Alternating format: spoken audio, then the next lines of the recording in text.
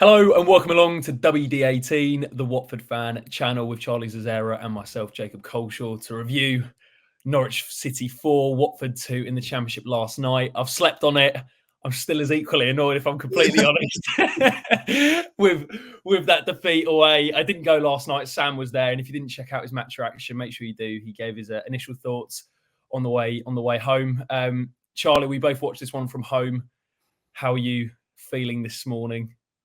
I'm all right. I think I'm a bit less rattled than you are. Yeah, infuriating seeing all those goals go in, and at the time I was angry, especially after Asprilla had done the madness. One of the best goals, one of the best Watford goals I think I've ever seen. But I think I was saying to you before, if we're fighting for promotion or we're trying to stay up, every result counts. I feel like the expectation is a bit lower. So 5 minutes afterwards, bit of Love Island, and I was fine. ITV 2+1 is it these days? Yeah, I think the most frustrating thing about me yesterday is when I've watched the short highlights back. I'm not going to put myself through watching the game again, the whole game, the whole 90 minutes. I think it's the goals we've conceded that have really, really got to me yesterday, because I felt that was quite a winnable game. It was a chaotic match. No team really had control of it. No team actually played well, I don't think. I thought Norwich weren't great. I didn't think we were great. It was a great game for the neutral, and maybe I'm just looking at this half glass empty, but I just felt all the goals we conceded, and we'll get into it, were just really poor for a Watford point of view. And then when we brought it back to 2-2 with Yasser Asprilla's wonder strike, I was on such a high, and I felt, okay, we're in. We've made the subs. We're going to kick on.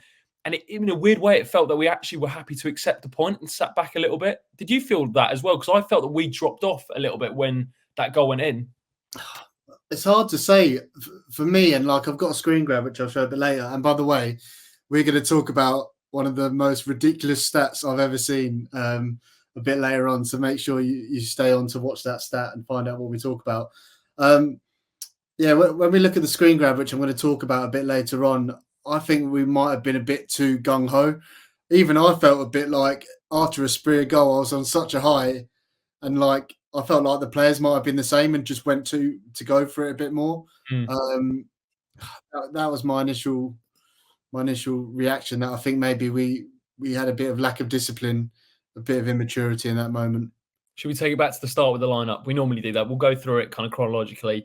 Lineup came out, Charlie, Ben Hamer in goal, Tom Dele-Bashiru again at right back, Ryan Porteous, Wesley Hoots, Jamal Lewis making up the back four, with Jake Livermore next to Ishmael Kone and Georgie Chatfordetzi, and then Mateus Martins, Ken Sema and Melita Rajovic leading the line. Now, there was a couple of selections from Val that's getting quite a bit of stick or analysis, I'd say, Charlie. The first being Tom Dele-Bashiru, because it's another game where Ryan Andrews is on the bench after not playing against Leicester City and not starting against Leicester City. He came off the bench. This one, I think people expected him to come back into the team, but Val's consistently gone with Tom Dele-Bashiru at right back recently. Why do you think he's made that decision? Because a lot of Watford fans are kind of a bit confused by that one. Yeah, so am I really. I thought Ryan would come back into this, especially after being, not starting against Leicester. One for Andrew French, if you're watching, something to ask Val in the next presser. But yeah, I think Tom Dele, really good in possession. Even again yesterday, I thought got in some, like his composure on the ball. I've said it time and again, but out of possession, I just think he just looks vulnerable, and it's not his fault at all. I think with the first goal, which I actually think kind of Lewis doesn't do great. I think Porto doesn't do great trying to clear it. Lewis is too easy, letting him on the 1v1, and then the cross, and then Ashley Barnes versus Tom Dele-Bashiru. It's a mismatch. I don't know. I don't think he could. He's in enough a position to be inverted to get enough control to warrant him starting over Andrews. So I'm not too sure. What do you reckon?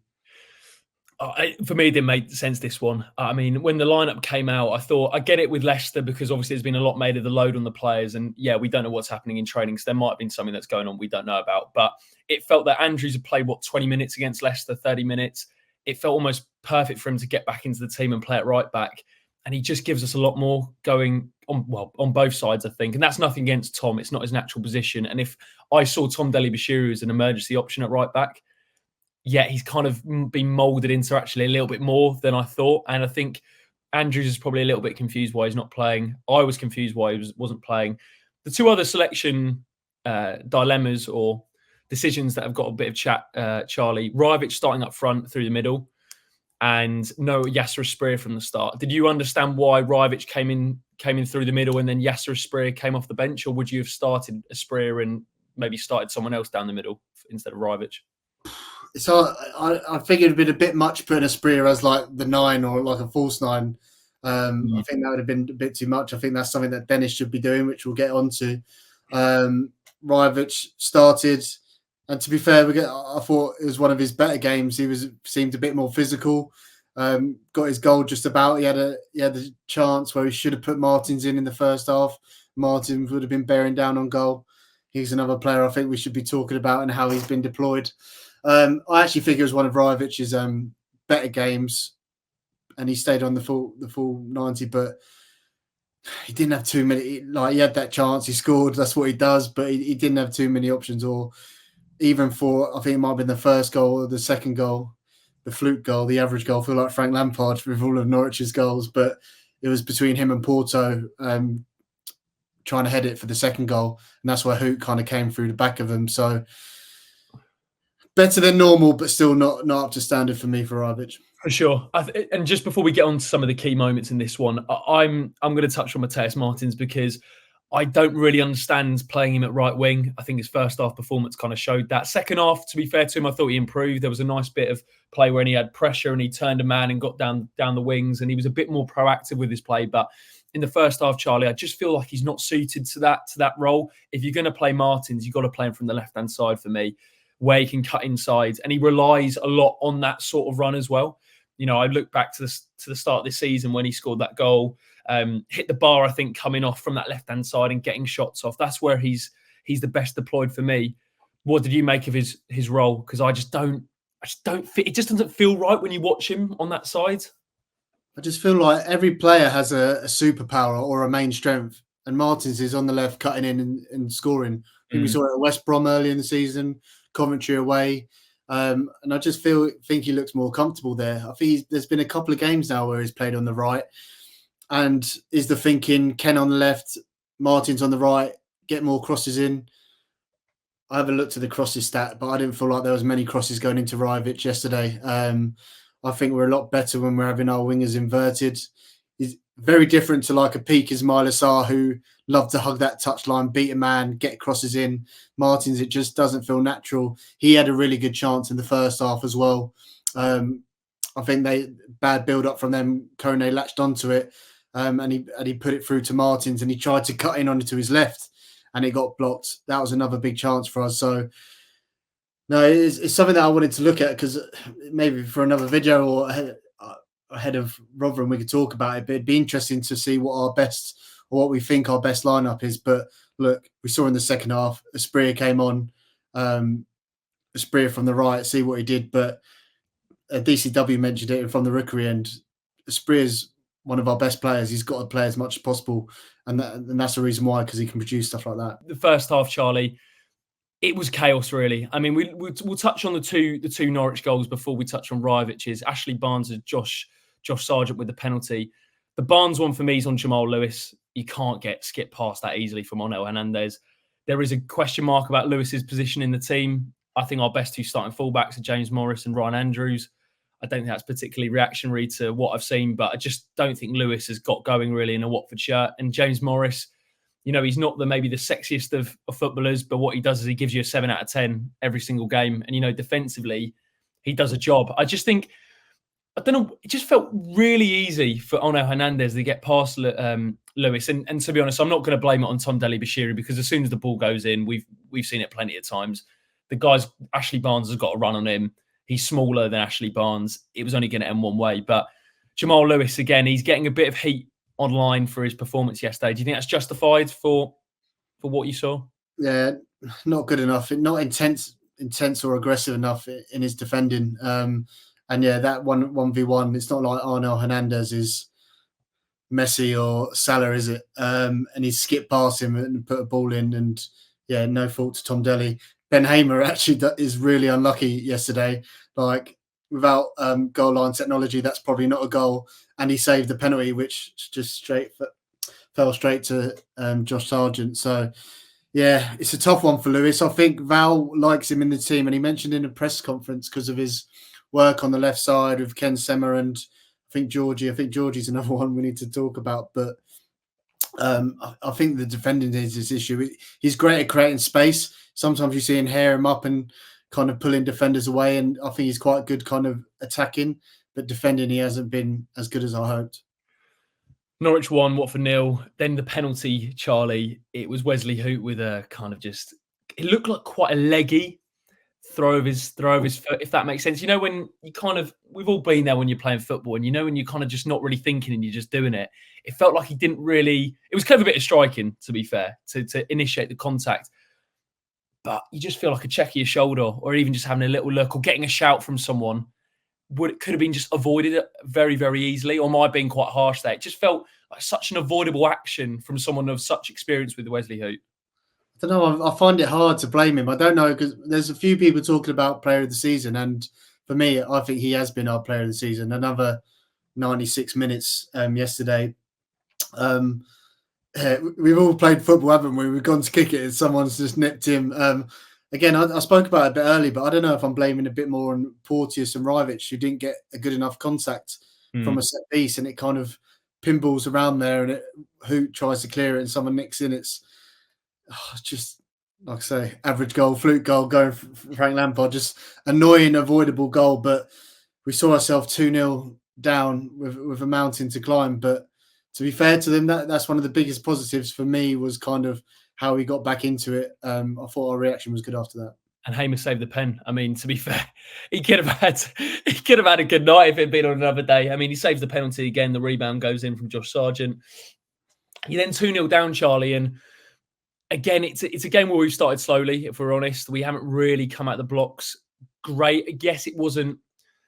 It felt like as I said at the top of the show, it felt like a game that neither team had control throughout, really. But Norwich were probably getting in better areas than we were in that first 20 minutes. We managed to get back into it through Rivich. The pass I want to talk about actually for that goal was Ishmael Kone. The ball he plays takes 5 players out of the game to Ken Sema.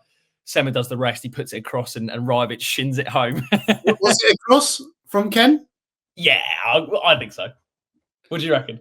I don't know. It didn't look too clean to me. I don't know if he's gone for a shot. It was I know Rivich's goal wasn't clean. Yeah, full of average goals. One amazing goal, but yeah, scruffy. But we take it. And like I said, I think we were really, really positive after that, especially in the second half. I thought we came out and we actually controlled the game.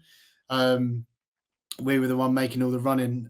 Ken had a really good chance in the second half when it got cut back to him, and I just think he should have just taken a touch, and he's lashed at it and it's gone wide. And then that's when we saw the subs. This is the thing. Second half, Charlie, I felt that we were the better team, really. You know, it was bizarre. Honestly, it's bizarre, and this is what still I'm kind of wrap my brains around. Is I felt for the first half of the second half, we were the better team, and it's almost the goal happened, the wonder goal from Asprilla, and it kind of felt that we didn't know how to manage the game. I felt it was crying out for us to kick on and go and win the game. I know you've got a few screenshots you wanted to run through, but it just felt that we just lost a little bit of our play and lost a little bit of our confidence, and it almost felt like, okay, it's gone to 2-2. We might be a little bit leggy. Let's take a point. That's how it came across, really. And we retreated, and it invited pressure on. Yeah, I mean, a couple of things I wanted to show. Don't worry, the momentum bar is not coming out, but I wanted to show these average positions from yesterday for Watford. This was the average positions for all the players that started. Firstly, Kone is more advanced than Rajovic. Secondly, I'm looking at our midfield. Jake Livermore there at the base, as you expect. Where's the rest of them? Chatfordazzi, he's up here. And like I said, Kone. So I think Livermore, we didn't have that control. This is probably more in the first half. We didn't have that control, and I thought Livermore had a big job to do trying to contain that. And we actually saw when Kayembe came on, he was more around this area, which I think is needed and what we're crying out for. So I wanted to touch on those average positions. Just before we talk about their other goal after Asprilla, what did you make of Chatfiladze, and he's had quite a few minutes now. And is it working? Georgie's greatest strength is his running, right? His running with the ball is really, really strong. I think that's the one thing he has over Kayembe. But I think the problem he's always going to have is we're going to compare him to Kayembe, and Kayembe just calms everything down. He wins his duels. He wins the tackles at the right time. He plays the right pass. He keeps everything quite controlled, and that's the word I keep using. I felt when Georgie's on the pitch in that midfield, we lose that control with that dynamic, because I think Livermore and Kone are two guaranteed starters, but I feel like Kone and Georgie have similar strengths, and Kone's the better player. So Georgie probably shouldn't really be starting now. Kayembe's back in. And I guess when you look at that midfield dynamic, if you have Kayembe in there, it means Kone can be a bit more advanced. At the minute, it feels like Kone's being more advanced, but Georgie's also being more advanced, which is then leaving Livermore just on his own, having to pick up the pieces. So I don't actually blame Georgie for that, because that's the type of player he is. But I think for the way Val wants to play, I don't think he suits it when we have Kone and Livermore as the other two in midfield. I feel like you have to have Kayembe as that other one to give that balance to the midfield. And I think that then brings out the best in Kone as well. I think Kone's been great. I think people have mentioned it last night. You know, the levels he's playing at this season has been one of the bright sparks. Him, Asprilla are probably the two you think, okay. And I'm not trying to sell them here, but they're going to go on and go to it. I was angry at that. Looking, number one rule, don't go on Twitter after a Watford defeat. But I just went on, and all I see is everyone selling our players, going, "Oh, we're going to lose. We're going to lose Andrews." I was like, lads, keep it quiet. You don't know how many scouts are actually on Twitter and they've been talking about it. Stop selling our players. Andrews, Kone, Asprilla are probably the three, right? That we need to. Well, they'll have a lot of interest come the summer. Back onto my point about the midfield, I just think you can't play Georgie and Kone together. I think it sells Livermore short. And the one thing that we'll get onto with the Norwich 2 goals that followed after Asprilla's absolute worldie, which will give a lot of airtime to. All of it came, and people are blaming Porteous, who had a disaster class last night for me. I thought he had a shocker. But the midfield, where was the midfield? Where was the midfield? The midfield was non-existent. We were just getting run through, really. So what do you reckon, Georgie? I don't think he's entirely to blame, is my point, but Kayembe has to come back in to give that balance. Yeah, I think I'm a bit disappointed. I think that he had an opportunity in this period when Kayembe's been out to really grasp it and take it. And I don't think he's Val's number one man. I think you've seen him sometimes play wide left. Look, he's a really good player, and I think he's a great option, especially off the bench. He's probably a victim of one of those players where we don't really know what his best position is. And I think I'm glad we signed him. But yeah, yesterday wasn't his game. He was slipping about the place. I think he had one progressive run, but nah, it wasn't George's night. And I think when Kayembe's fit, he's going to come into that midfield, and I think that's going to solidify it a lot better. I just wanted to pick up on one point on Porteous. You run through some of the goals, particularly the last two, and he has to do better. I don't think there's any doubt about it, but you think that's quite harsh, do you? I was watching his performance, and I thought, this is the best I've seen Porteous play in a long while. Granted, second goal for the header, he could have done better. But when I'm looking at Porteous play, I was looking at more of his passing was a lot better. And he's the best defensive pass we've got, obviously, apart from Wesley Hoot. And I actually think he was a lot more controlled in his kind of pressing. I didn't see him herring out, taking anyone out. However, and we'll get to the third and fourth goals in the big moments. He doesn't cover himself in glory. I wanted to share this screen grab. This is after Asprilla's goal. We had the ball through like Dennis, and we're trying to work it, and we lose it in midfield.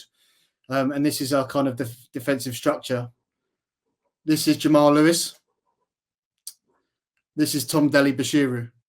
So, for the inverted fullbacks, I honestly thought, and I don't know if this is ill discipline, but one should be inverted and one's got to stay. Both of them inverted. Nunes picks the ball up, one pass, and it's 3-on-3. Jake Livermore scampering back, trying to prevent a goal. Don't get me wrong, Porteous could have done better with like the first contact to kind of clear it out, maybe. But I think the structure of the team, when we lost it on the turnover and transition, and that's what Val mentioned. He said the subs came in and the turnovers were unacceptable. I think that the structure there, having Lewis and Tom Deli so high up, is absolutely suicidal. So that was the third goal. I thought, Porto didn't do great. And for the second goal, watched it back. Lewis gave Dennis a ball. We'll talk about Dennis in a bit. Ball got put in, and I think Porto's got to be a lot more aggressive to not let your striker come round front post, and it just dribbled in, didn't it? Another average goal. Individual errors again. It's killing me, Charlie. Like, I think there's a lot to like about this Watford team. A lot to like. I think this team spirit's great. The character's great. There's a very likable group of players there. And maybe I'm being a bit unrealistic, maybe, and please tell me if I am, but I just feel defensively the individual errors is going to kill us. That's killed us this season, really. I think you can kind of kiss playoffs goodbye, if I'm honest. Like, I know it was a pipe dream anyway. I didn't have us down to be in the playoffs. If Hull win their game in hand, they go 10 points above us. We're 11 points clear of the drop zone. We're pretty much slap bang in the middle of this championship. And I think that's probably where we deserve to be when you look at some of the performances we've put in. It just feels like individual errors are letting us down. And that's why I feel for Val, because yes, can be criticism towards some of his team selections and some of the way maybe he's approached the game, but you can't legislate for some of the goals we've conceded last night. You particularly look at the last two, as you've just pointed out there. That is just not good enough, really. It really isn't good enough. Like, some of the decision-making at 2-2, bear in mind, we're in the game. We've just had that worldie from Yasser Asprilla. The game was there for us to kick on, and we've just thrown it away. And I don't even think it was from Norwich being good. That's the bit that frustrated me last night, Charlie, because I was sat there going, if Norwich win and they played really well, you go fair and square, hold your hands up. We're away from home. You're kind of told, aren't you, at the start of the season, win your home games, draw your away games. We've got to get it back to 2-2. And we've literally just thrown that game away. And I don't even think that's over-exaggerating from saying that. So that's why it really frustrated me yesterday. And I don't think, as I say, both teams played well, but to come away with nothing and concede 4 goals as well is really not good enough. I know you wanted to. Should we touch on that 4th goal? You mentioned did you get a screenshot for it or? No, I never mentioned the 4th goal. I just think the player who I kind of wanted to talk about was Emanuel Dennis. I'll bring up the stat that I talked about. It's in relation to him, which is absolutely rocked me yesterday. I couldn't believe it. But what did you make of Dennis's cameo yesterday? Not great at all. And I don't know if you heard what Val said post-match, but it felt like, to me, he was having a little bit of a pop at him. He mentioned in his post-match about players coming off the bench and making sure they make an impact. And if one player doesn't do their job, then it affects the other 10 players on the pitch. It was a shocker, really, when he came on. Now, if I'm playing in defence of Emanuel Dennis, I don't think he should be playing out wide for us. I think if he's going to come on, he's got to play through the middle. Potentially Rajovic's goal and maybe his link-up play to an extent kept him on the pitch. I felt the sub was similar to what we did at Leicester, actually, where we took off Rajovic, Tom Dele-Bashiru, and the other sub was Sema, right? And we brought on Andrews, Dennis, and Asprilla. I thought that was the 3 he was going to go with. He didn't. Dennis went out onto the left and it just didn't look like his sort of game, in the sense that I think when you come on the pitch, and maybe there's an element that we retreated quite a bit, Charlie, that you expect your wingers to defend better. And I don't think that's his game, in fairness. Even when he was at Watford before, I don't think that was his game, but he has to be doing better. I agree with what you said about the 4th goal. I thought he got sold short by Jamal Lewis. I think that's a hospital pass, really. He's facing his own goal. There's a player coming onto him. Did he even get a shout from anyone that someone's behind him? Could he have checked his shoulder? Maybe, but take away the goal. I don't think that was solely down to him. His all-round play, Charlie, was poor, and I'm sure the stats will kind of reinforce that. The stats are not good. I'll go through the stats. So yesterday, Emanuel Dennis came on. He played 29 minutes, no shots.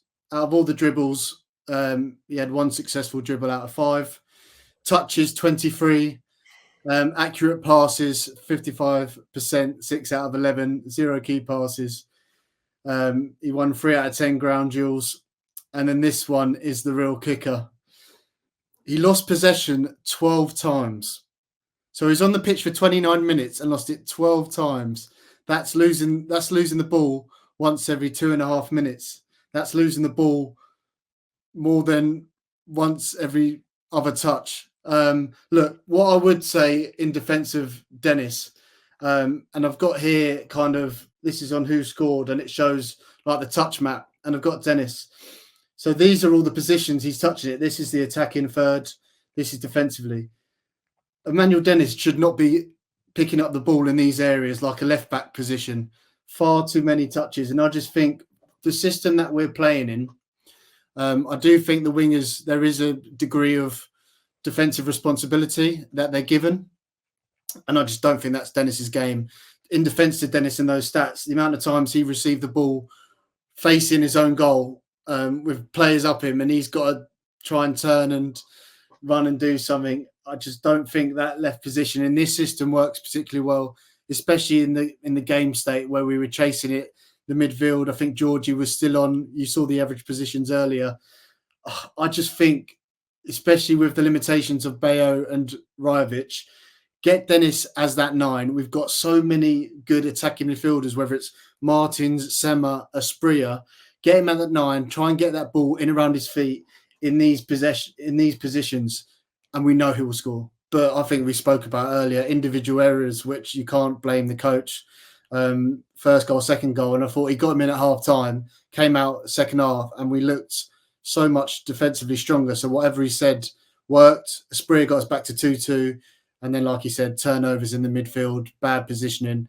Yeah, I'm not blaming this one too much on Val. There is questions. And I think one thing, it's hard because obviously my main issue is kind of, I don't know, I might be contradicting myself here, but we've heard Val say about the small squad. I'm sure he would have liked reinforcements in January, but it feels like we're 75% FC, everyone coming back, everyone building up fitness at the moment, and that's where we're struggling, and we can't see a consistent team like Kayembe. I reckon we only kind of played him yesterday just to get his minutes up. Do you know what I mean? And that's the problem. Look, I think Val's done an excellent job with Watford. We're going through a tough run of form. I think we'll pick back up, and I think we should stick with him. Obviously, he could be to blame for some selection issues, but I'd put more to blame one individual errors, which is the limitations of the squad, which is because of the resource that we've got under the ownership. So it's the bigger picture for you rather than just Ishmael. And I agree with you. I totally agree with you. That's why I find it difficult, because I felt like last night he could have made some decisions that I would have probably done differently. But if you look at the bigger picture with what Val's brought to Watford, and as I said earlier on in the show, it's such a likeable team. There's some great guys in there. You know, you look at some of the Watford teams in the past, and I haven't felt as connected and enjoyed being a supporter as much as I have this season, and enjoyed watching Val's team. You know, I think we take it back to the summer. He had to completely refresh the squad, refresh the mentality, refresh a lot of things, and completely build from scratch these sort of things. And playing young players, the likes of your Asprilla's, Andrews, Morris, etc. These are young guys who are playing a lot of first team football, and Val's done amazingly well and pretty much holding it all together on no budget, really. Even when you look at someone like Ben Hamer, you know, he's not been a number one for a decade. And this season, he's come in and he's playing every single game and been arguably one of our players of the season. So Val is holding everything together at Watford. Now, that's not to say that you can't criticise some of his decisions making, but to think that he's the main problem at the minute, I think would be wrong, and it's not directed at the right person, when really we all know the board had the opportunity to back him in January. They argue they did with someone like Emanuel Dennis. I don't think they did. I thought Dennis would be a good signing. It's too early to say he hasn't been, but I think it was more of a show signing to show, like, look, we're bringing back Emanuel Dennis. We can get the fans on side. It's a guy who we know can play at Premier League level, etc. It hasn't quite worked out yet. That's not to say it hasn't. There's still, 14 games left of this season. Charlie, we haven't even talked about the goal of the night, the goal of the championship, the goal of the Champions League probably as well. Yes, Asprilla hitting one from 35 yards right into the top bin. I have to say, when I saw it live, I could not believe what I saw. Now, don't get me wrong. The Norwich players were sitting off him. But to have the audacity, not only to have the idea to take that on, then to hit it as cleanly as he had, and then it off the post and in, that's genuinely one of the best goals I've seen in a Watford shirt. I don't think I'm exaggerating there either. 100%. It was a thing of beauty, an absolute screamer. You talk about top corner, that is top corner. When you look at the right angle of the post, it's gone right in off the bar. You could have put 3 goalkeepers in there and you're not saving that. This kid is special. I want to see him play more for Watford. I think he's got a good role, whether it's left coming inside or more centrally. I think we spoke about last time, maybe playing him as a 10, but he's got magic in those boots, and he's going to go on to be a really special player. So he's been threatening to do that. He had a similar one against Coventry where the keeper palmed it over. I think we're lucky to have him. A lot of people trying to sell him last night on Twitter after the game. Now let's keep hold of him for one more year. Get a nice, let him smash up the Championship next season. Let's get a nice juicy fee for him, and then we'll send him on his way to smash it up at the elite level. 20 years old. You see a sort of similar path to Pedro in that respect, where if he gets the next move right, he can really kick on. And a lot of people know him from Football Manager. When I speak to my mates who are Premier League fans, they say, "Oh, Yasser Spree, he's great on Football Manager." I said, "Mate, like he's great in person as well. Really, really special talent." So, hell of a goal from a Spree. Is that goal of the season, Charlie? Is that the end of the competition there? Wesley Hoot? Yeah, which is better, Hoot or Asprilla? For me, Wesley Hoot. How often do you see a centre half score from behind the halfway line? You? I think Asprilla takes that for me. Get in the comments. Let us know what you think. I think Asprilla takes it for me because not only the strike, but also the quality of the strike, and also at that point of the game when you're 2-1 down, off the post and in. I think the difference with Hoots is I did think the keeper could do better now looking at it. So I'm going to say. I actually had a funny tweet sent to me yesterday or this morning saying it's clear then that Asprilla was just a hit and hope. I mean, actually, you say hit and hope for Hoot as well, but like, I think they had worked on it. I think Val had said he worked on that off the training ground. And he's done that in a couple of matches as well. So, which goal is better, Wesley Hoots versus Hull or Yasser Asprilla versus Norwich? Charlie, just wanted to wrap up on sort of just thoughts on Watford for the rest of this season. As I said, there's 14 games left of this Championship campaign. At the start of the year, I predicted us to finish 14th. It feels like we are just edging towards that sort of mediocrity in the Championship, which a lot of people not would have taken, but a lot of people predicted us to finish where we're currently sat. Are you writing off the playoffs now? Are you writing us off? I mean, look, I don't think we'll go up and I don't think we'll go down. Are you just kind of settled for where we're going to finish the season, mid-table? Yeah, like I said, frustrated after the game, seeing the goals go in, but 5 minutes after, I was like, look, we know this season. Val mentioned it in his post-match against Leicester. He was very clear it's a transition season. So I think the thing I'm looking for short term, we need the good vibes back, starting with Rotherham. They lost again to Hull yesterday. We need to get a positive result because we've built something good, in my opinion. We just need to get back to those results to kind of validate that. We've got a tough run in, so we need to get kind of results sooner rather than later, so it doesn't spiral into a really bad end to the season. I think that's important. But I think we've done so much good this season. I think we've all said this season's been a lot more enjoyable than last season already. So let's start picking up results, getting the good vibes back, and then we'll have a blueprint in the summer to go. We know what our identity is. That was something that we were screaming about probably this time last year. Do you remember when we did a five-point plan? It's something we should review that for another video, like a year on. Anyway, I feel like we've got an identity. We've got a manager that we trust. We've got a good group of players. So let's try and add to that into the summer. And again, maybe next season we could have a bit more of a playoff push. Sure. That's 1 win in 9 for Watford. Our last win came away at QPR with the Jake Livermore double. 4 draws in that, 4 defeats as well. The good that we've built this season, I'm really just worried that it doesn't fizzle out and we don't lose that because, as you say, Charlie, the first start of this season, I still enjoy supporting this team. I'm not saying that, but at the start of this season, you kind of felt that we were on the right path. And I'm not saying we aren't now, but there is a danger that, as you say, if we have a bad run to the end of the year, it could just tarnish what has been a positive season, I think, so far. I know despite us not being in the playoff picture now, really, I know technically we are, but I just don't want it to fizzle out. And I think that's probably the message from Val. And let us know what you think in the comment section below. Is there anything else we've missed, Charlie? Anything else you wanted to touch?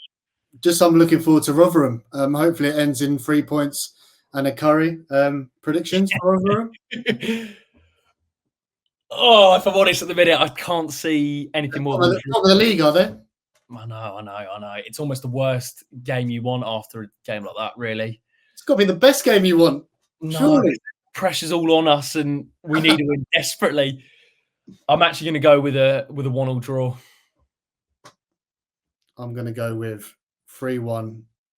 We'll get it back. 3-1 win for the Hornets. What's in your cup of tea, mate? I actually had the Leicester game predicted right. Yeah, I swear my predictions have been a slow start, but that Elton John forfeit, someone needs to get it, and it's not me. But conveniently, Sam just scrapped the league when he had a few shocking predictions. yeah, I hope we get back to winning ways. Look, this team are, like you said, a likeable bunch. We've done so much good work. It's important to get some good results. I think we've got Rotherham and Huddersfield next. And then I'm looking towards early March. We've got Millwall, Swansea. There's another one midweek. So, yeah, some winnable games before a tough end. So we need to get back to winning ways. Yeah, Rotherham up next, then Huddersfield at home, Millwall, Swansea, Coventry, Birmingham and Leeds before April. So some big games coming up. We'll be documented all on here on WD18. So make sure you do subscribe to the channel. Leave a like on the video if you enjoyed it and enjoyed our chat, as always.